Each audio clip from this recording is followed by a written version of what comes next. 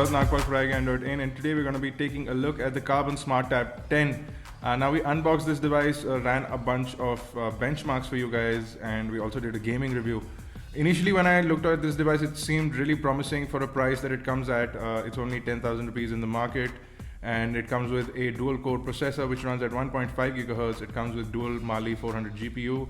It comes with an impressive 6000 mAh battery, 2 megapixel camera and a VGA camera in the front, a gigabyte of RAM and 1.5 gigabyte of storage. You also have expandability via micro SD card. On the front over here of the tablet, you have a nice 10-inch display. It's actually 9.7 inches, so it's not exactly a 10-inch display, but you have a 9.7-inch display which is 1024 by 768 pixels. So fairly nice display on the tablet. Once we started using this device, we'll tell you why we feel that this device is still not exactly promising to deliver what it promises, and we'll tell you why it does that. But let's talk about the build quality. Impressively stunned with the build quality of the Karbonn SmartTab 10. They've done a spectacular job of making this tablet really robust. You've got a metal plate in the back, edges, almost an HTC sort of build quality. If you expand it, it's an iPhone 5 sort of design on the back. You have a metal plate and then you have plastic bits on the top and the bottom.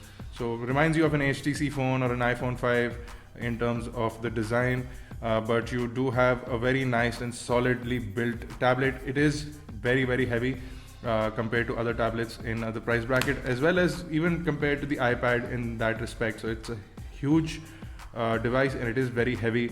So it's not very comfortable in the hand because of the fact that it's heavy, but the build quality is nice. You do have a hardware button in here which will not turn on the screen for some weird reason, but if you are powered on, and the power button is located on, if you're holding the device like this, so the power button is located on the bottom, which is quite a disappointing spot for the power button to be at.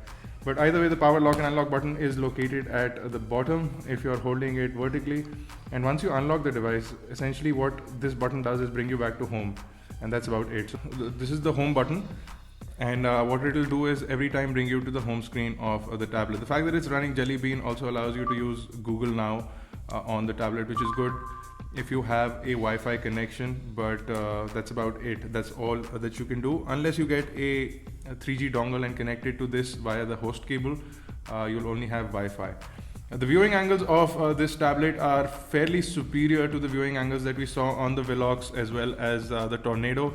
So in terms of the display and in terms of the touch response of the device, we are impressed, and Karbonn has done a decent job in terms of that. We have a 10-point multi-touch screen that we tested out in our benchmark video, and we have a spectacularly nice hardware as well on the inside.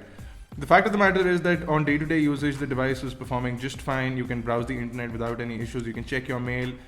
You can watch videos on YouTube. So not a lot of issues with that. The display could have been a little more brighter, but it's not. So that is something that will slightly disappoint people in terms of viewability. We do have the brightness set on full now, but still not a big difference in the display. If you look at the display directly and directly from the front, you'll quite enjoy the display, but a little bit of tilting will cause the display to darken from the edges, which can be really disappointing for the user. So like I said, on a day-to-day basis, we have Google Chrome pre-installed on this. You also have an inbuilt browser which is based on Google Chrome, which is fairly easy to use as well. So if you're going to be using this device for content consumption, it's going to be a brilliant device for you guys. We have no complaints with all of that whatsoever. You can see fairly smooth browsing through the stock browser. You have pinch and zoom, you have panning, kinetic scrolling. Everything seems to be working just fine. If you turn this device into portrait, you can continue to do the same things that you were doing. So in terms of that, we are pretty happy with the tablet, and it does a fairly decent job of delivering content. Like we played the video in our unboxing video, you can also watch videos on YouTube without any issues on this tablet. So fairly good in terms of that as well. I'm just going to quickly play a video for you guys.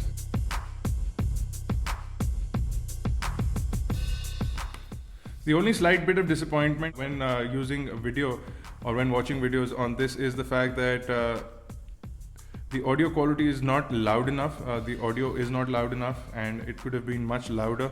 And Nokia finally launched the Lumia series in India. They announced the Lumia 920, the Lumia 820, as well as the Lumia 620 for India.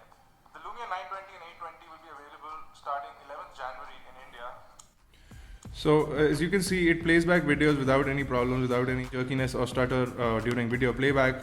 But the audio quality could have been louder, could have been better. So if you're going to be doing things like watching videos, if you're going to be doing things like browsing the internet, and if you're going to be playing basic games such as Angry Birds, this is going to be a great device for you. We got impressive battery backup as well. So this device went on for about 2 days without needing a charge. That's thanks to the 6000 mAh battery. We did a lot of internet browsing, we did a bunch of gaming and basic usage. We also used it for emailing. So it went for about 2 days with that kind of battery. But apart from that, if you install by heavy graphic games, I don't mean like Asphalt 7 and Nova 3, because they just don't install on the stock software that comes with this device. So if you are going to install any game which is compatible in terms of Blood and Glory, in terms of Dead Trigger, you will see this device slows down to an extent where you will not enjoy playing that game. But if you're going to be doing arcade gaming, if you're going to be doing basic gaming, then this device will do you just right. The fact that it is slightly heavy and the button location is quite awkward, if you ask us, is something that can be a little disappointing. Overall, the display is nice and vivid, and for a price of 10,000 rupees and the specs that it offers, it's a fairly good tablet. It's not the best option that you can get. You also have a camera inbuilt on the device, which is a 2 megapixel camera. I don't expect to do any form of photography with this because it is a poor excuse for a camera, and you will basically not be using this, according to me. You do have a front facing camera that can be used with Skype. It's a VGA camera, so your video quality will not be that great, but you have the camera and it is an option for you guys. So if you're going to be doing some VoIP, you can do that with this tablet. As far as we are concerned, for the specs that it offers, I don't think there's any other tablet in this price bracket with this kind of quality. We have a nice touchscreen display, which is really important, and our basic day-to-day usage is impressive, so we are happy with that. And the fact that the capacitive touchscreen delivers, the fact that the OS delivers, is something which is worthy of appeal, and you can load up applications like Facebook and use them on a daily basis. For that, I think this device is excellent. The low inbuilt memory, which is 1.5 gigabyte of storage, will restrict you from downloading a lot of high intensity applications. So a lot of games don't install basically simply because of the fact that the inbuilt storage of the tablet is very low. So if companies like Carbon understand the fact that you need a minimum of 8 gigabyte of storage on the inside, is when these devices will actually become useful for the user. But till then, you can take a decision. You can decide if this tablet solves your purpose. For 10,000 rupees, it's a fairly good option, and it's possibly the only option with the kind of specs that it has. You can go a little higher and you can pick up something like the Nexus 7 or a Samsung Galaxy Tab 2 that'll offer you a much better usage experience than this device.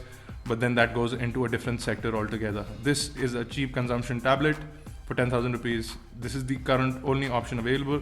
As and when more tablets come in, we have something from iBerry as well, which is supposedly doing really well. So we'll try and get a review of that for you guys. But till then, this has been Bharat Nagpal. If you want the full feature detailed review, go to iGyan.in. You can leave your comments or questions in the comment section below, or on Facebook, Twitter, Google+. And do subscribe to our YouTube channels, youtube.com/iGyan, youtube.com/iGyanTV. For iGyan Networks, this has been Bharat Nagpal. Thank you guys for watching.